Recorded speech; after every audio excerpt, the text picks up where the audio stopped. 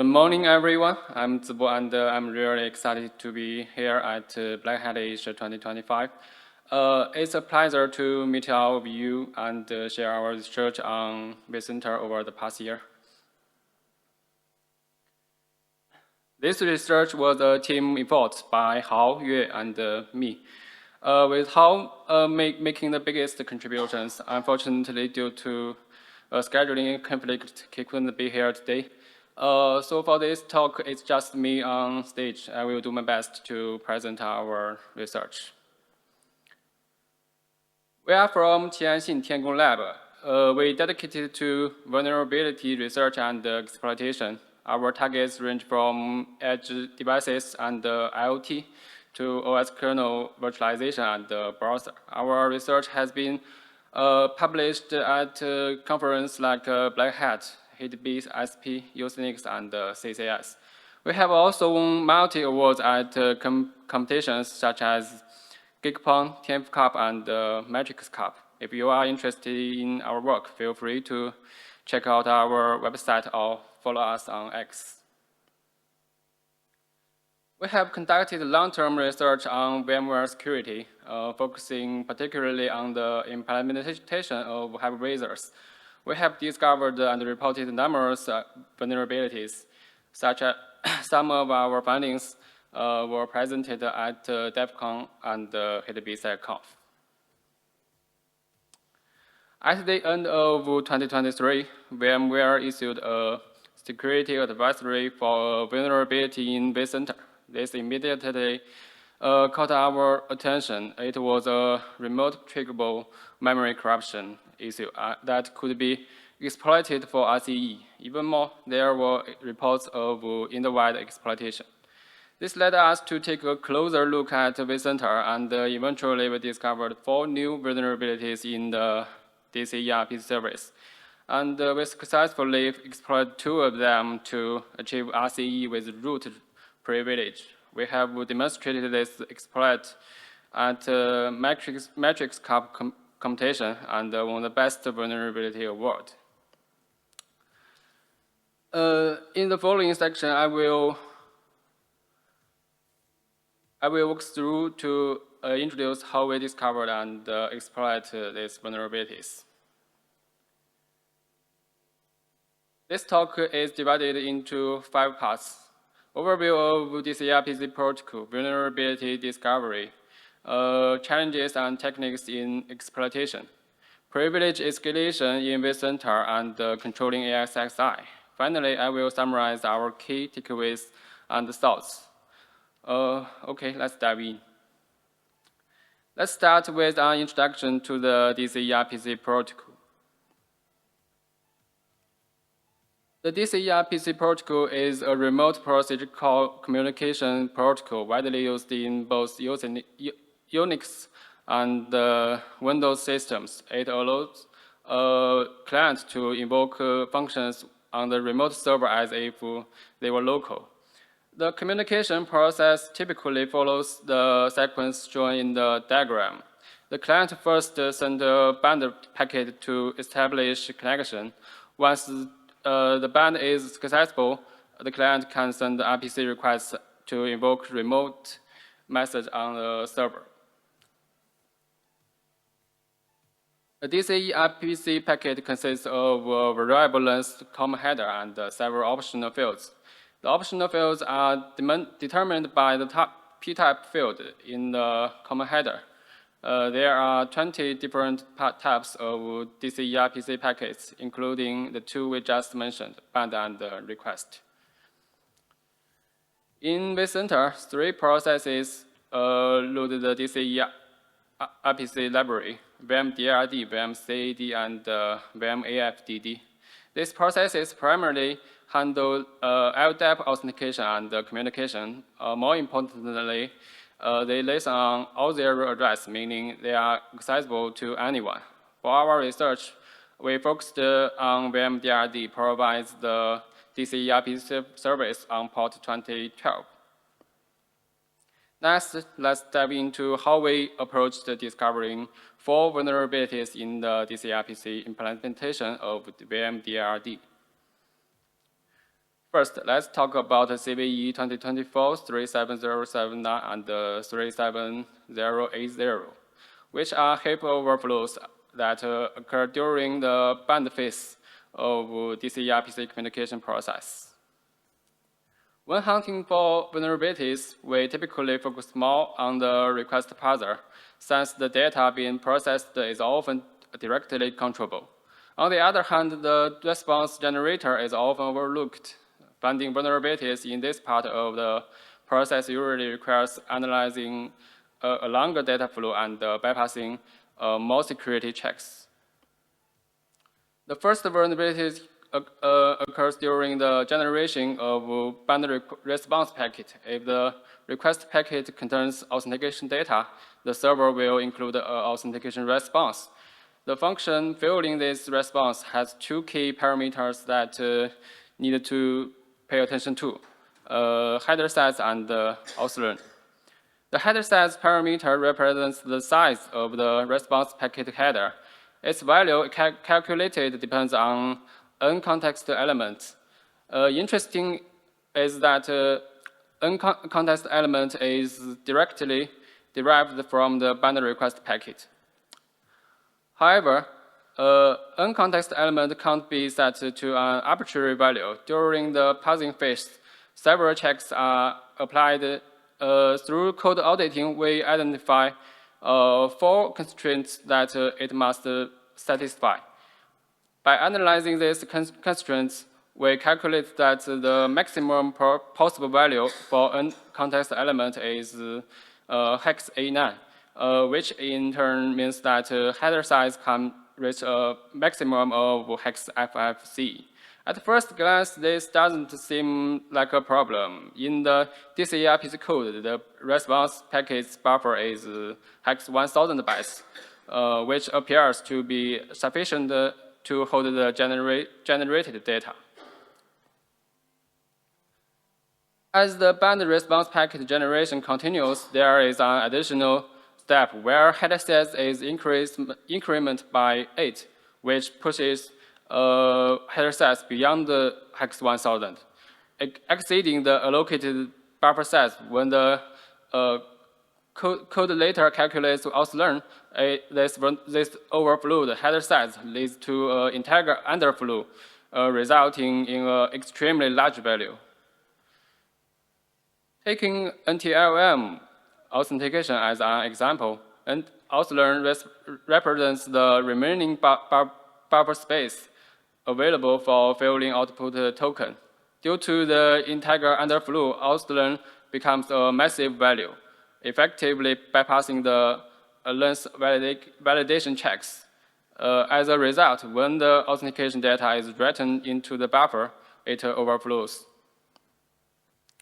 The second vulnerability occurs during the process the band request packets. At the end of a band request packet, there is an authentication trailer.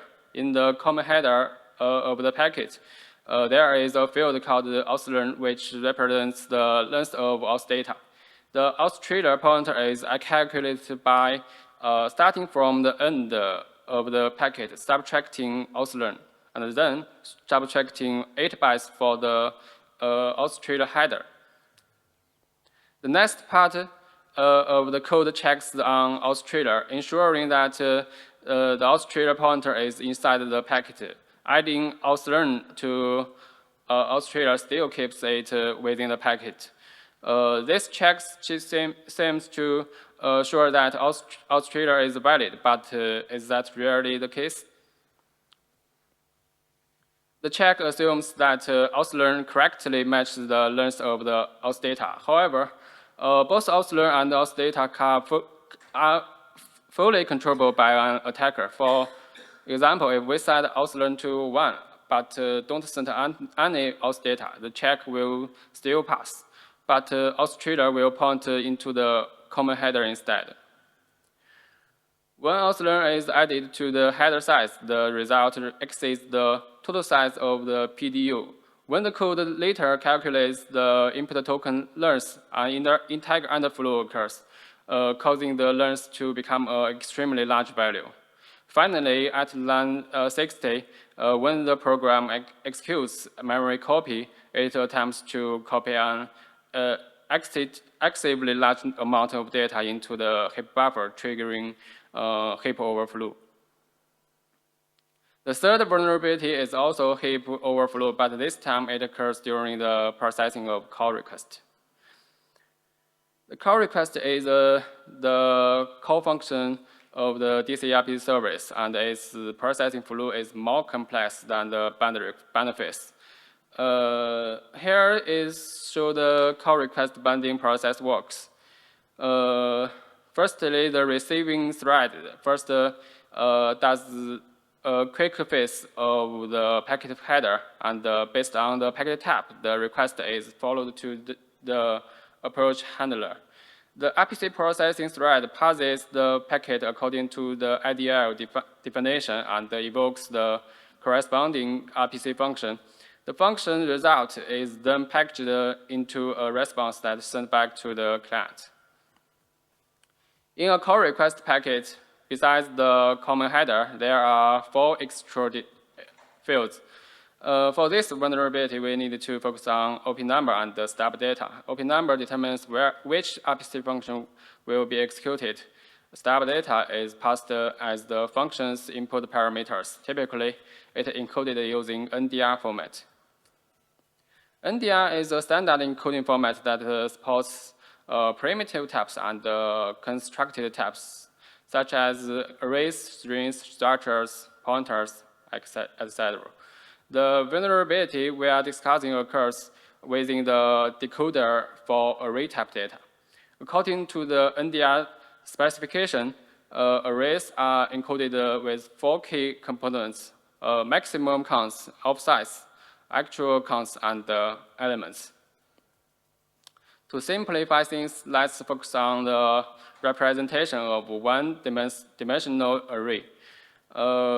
In the DCERPC code, the outside and actual count fields are transformed into 2 new variables.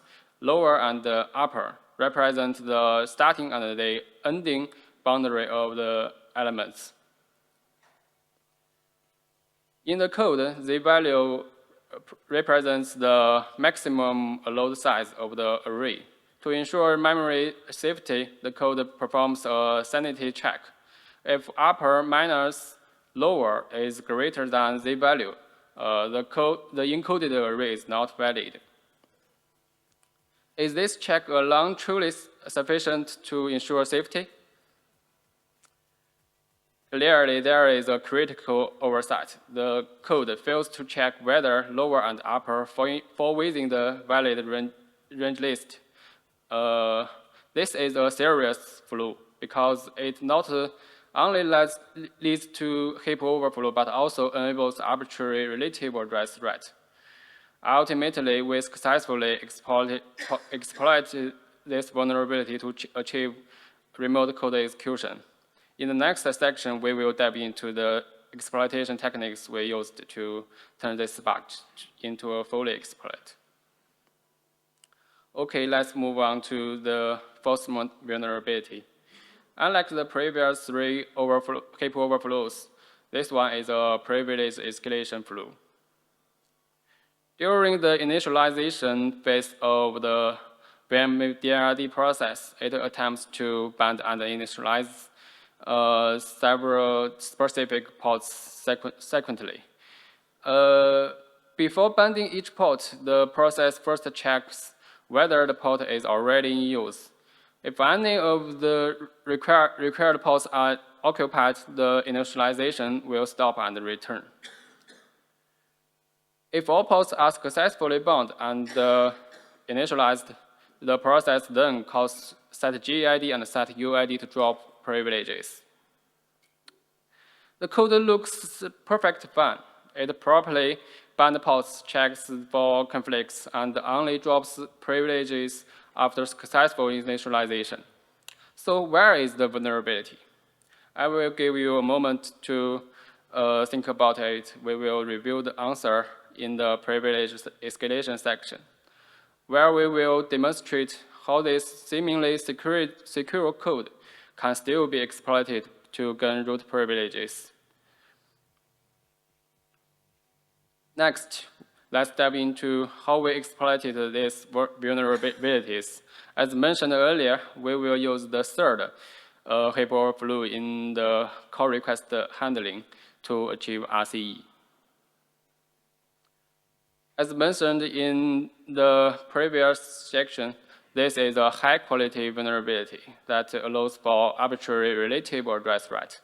However, achieve remote code execution presents several challenges. Firstly, strong memory protections. The VMDRD process is hardened with full memory protections, including read-only relocations, stack canary, NX, PIE, and ASLR.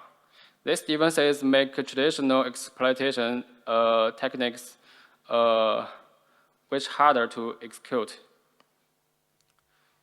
This vulnerability is triggered through complex network. There are a large number of uncontrollable memory allocations, and the release make it difficult to precisely control memory layout. Another major challenge is that RPC request handling is multi-threaded. Different requests are processed by different threads. The operating system assigns separate thread arenas to different threads. Each thread arena manages its own heap memory, meaning memory allocations in one thread do not directly affect allocations in another. This heap escalation increases the difficulty of exploitation. Interestingly, in a multi-threaded environment, thread arena allocations follows a cyclic pattern. If we send a large number of requests, memory allocations by different processing threads will be evenly distributed across all thread arenas.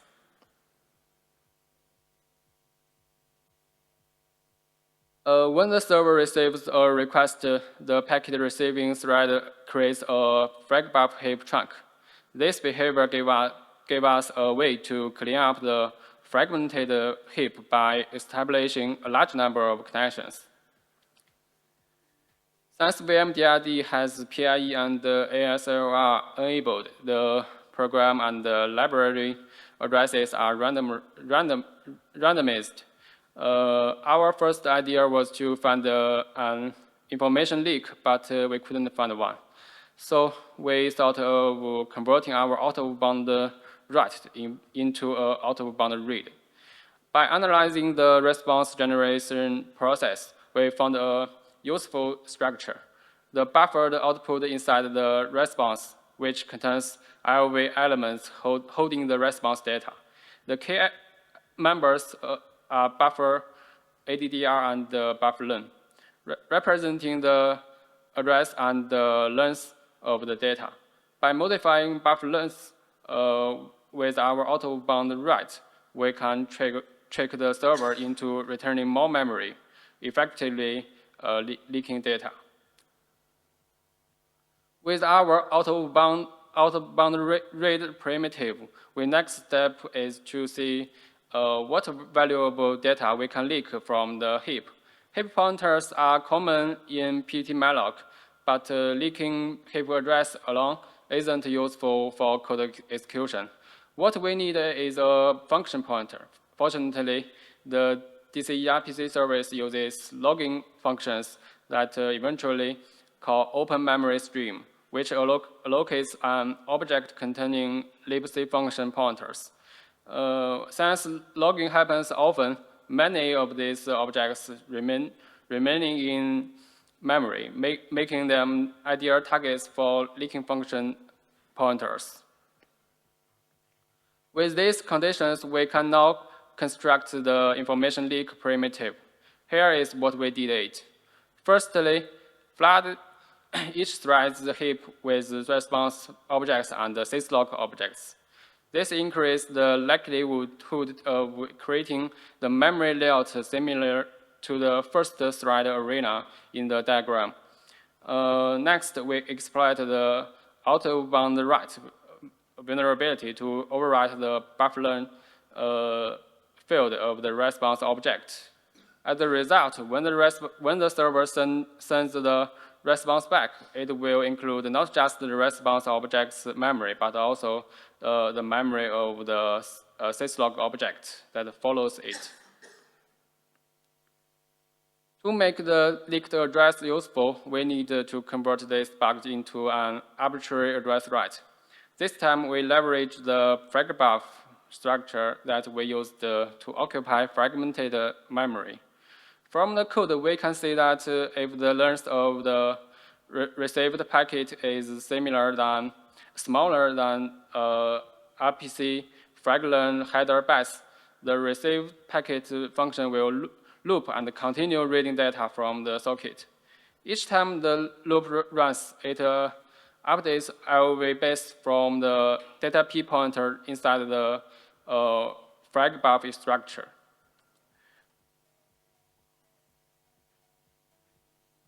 Constructing an arbitrary address write also faces the multi-threading challenge. However, the approach for arrange the heap layout is similar to how we set up the information leak primitive. The key difference is that this time the objects we are arranging in the heap are the fragbuff structures. Once we have the info leak and the arbitrary address write primitives, hijacking control flow is simple. Using the info leak, we can get the address of free hook and the system. Then, with the arbitrary address write, we overwrite free hook with the system function's address. When the heap block is freed, its data will be treated as a command to execute, giving us a remote code execution. In the previous section, we demonstrated how to achieve SEE, but the privilege level we obtained was only the VMDRD user. Our goal doesn't stop there. We aimed to escalate to root privileges and even escape the virtual machine to control ESXi. Now, let's dive into how we do that. Do you remember the privilege escalation vulnerability we discovered in the second section? We left a question about where exactly the bug is. Now it's time to review it. First, let's look into a file descriptor inheritance mechanism. When a file descriptor is set with the file close exec flag, it prevents the descriptor from being inherited by child process. From the system call trace, we observed that the file descriptor for port 2012 was set the FT close exec flag. The VMDRD process listens on port 63638 and 2012. The key difference is that the port 636 and 389 don't have the FT close exec flag set. If we exploit a remote code execution vulnerability and spawn a child process, it will inherit the file descriptor for these two ports. When the VMDRD process restarts, it will fail to bind the two ports because they are occupied by the child process.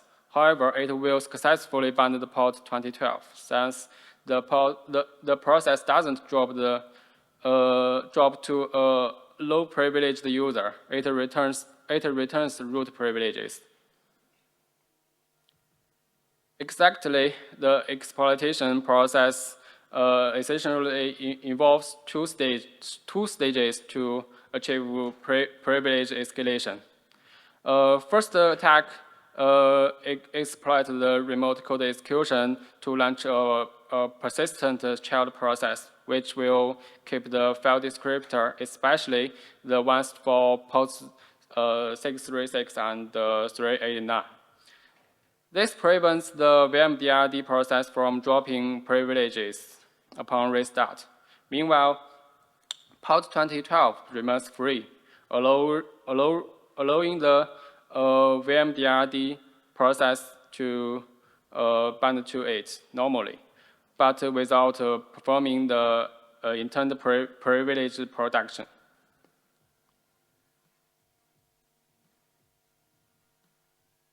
And then we started the second attack, and now the VMDRD process is intended root privilege, and we exploit the remote code execution again.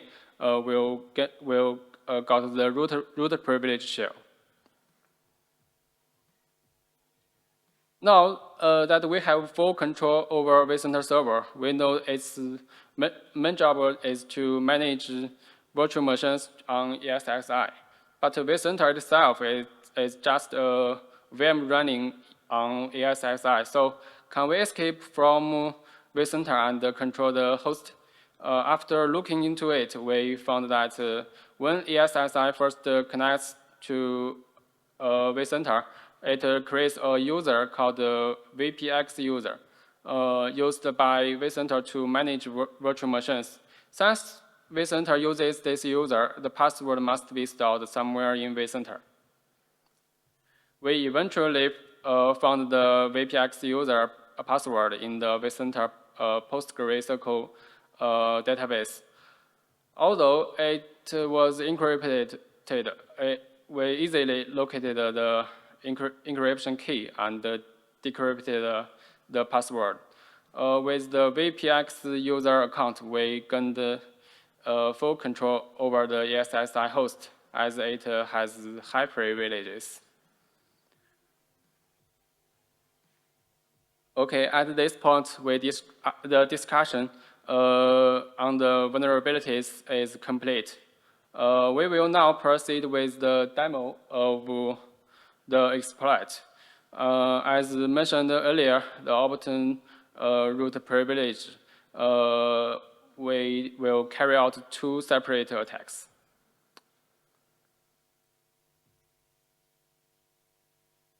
Okay, this is the first attack. Try leak first. Leak successfully.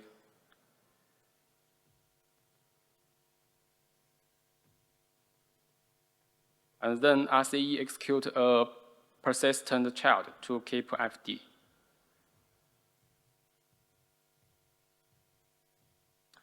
The first attack finished. Start the second attack. Try leak again.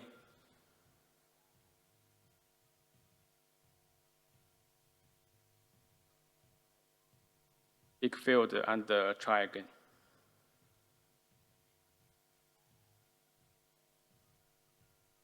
This time we will RCE execute a reverse shell.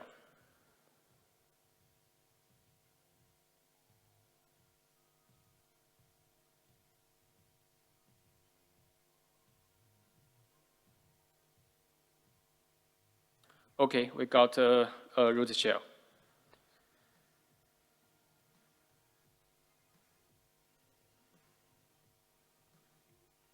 To conclude this session, here are some key takeaways and experience that I'd like to share.